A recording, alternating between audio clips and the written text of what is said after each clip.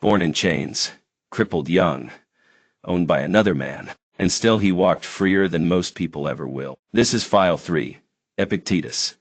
Freedom inside the chains. He was born into slavery in Hierapolis, in what we now call Turkey. We don't know his real name.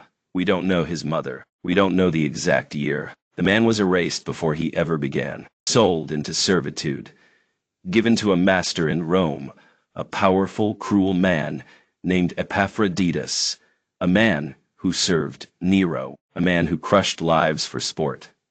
One day, Epictetus broke the boy's leg. Some say on purpose.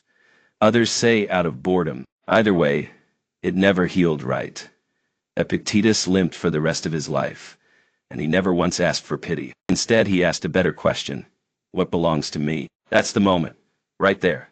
Because in a world where every part of his life was owned by someone else, Epictetus started drawing a line. He said, I have control over my mind, my choices, my beliefs. Everything else, my body, my possessions, even my life can be taken. And that line, it became a fortress.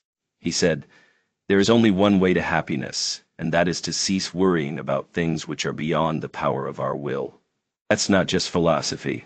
That's survival. Let me pause right here. If this man's story matters to you already, don't keep it to yourself. Someone in chains of their own might need to hear it. Might need to hear him. Send this file to someone who's been pushed to the wall. Let them hear what freedom really sounds like. Eventually, Epictetus was freed. Nobody knows how. Maybe he earned it. Maybe he was granted it as a political favor. Doesn't matter. Never made a big deal of it, because he had already been free long before that. He began studying under Musonius Rufus, one of the rare Stoics in Rome who still taught virtue while the empire burned.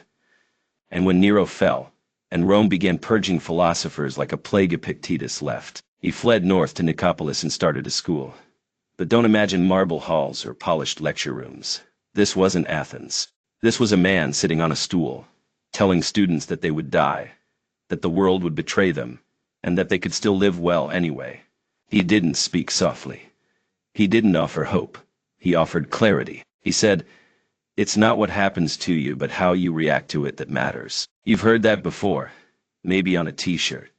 Maybe in a war briefing. But this man said it after growing up as property. After watching his friends beaten. After being left with a broken leg and no name. And he still believed it. He taught that the only true good is virtue, not pleasure. Not comfort. Not even safety. That virtue meant living according to reason. And that reason meant discipline. Always. He said that we spend our lives trying to change the external world. But real strength begins when we change ourselves. Control your thoughts. Control your speech. Control your reactions. And you'll be unbreakable. There's another quote of his I carved into a locker once. I was stationed on a listening post outside a wormhole corridor. Didn't sleep for 4 days. Didn't eat for 2. The quote was this: we suffer not from the events in our lives, but from our judgment about them. That one hit hard. Still does. Because the bombs don't scare me. The silence does. The ones we couldn't save. The ones we left behind. But that line, it reminds me that the meaning is still mine to shape. You want to talk about a man who walked the walk? Listen to this. When a student asked Epictetus how he kept his composure knowing he could be killed at any moment, he said, if I must die, I will die. If I must be put in chains, I go in chains. But I will never go in chains inside myself. That's Stoicism. Not theory. Not comfort. Let me bring this into the trench. I've been in chains. Not legal. Mental. Moral. I've followed orders that broke the right thing inside me. And I've stayed silent in rooms full of cowards in uniform. I've learned that being free doesn't mean you're walking tall. And being captive doesn't mean you've lost. What Epictetus taught me is this. Freedom isn't a condition. It's a commitment. To live by reason. To hold your own center. To never give up what's yours even when everything else is taken.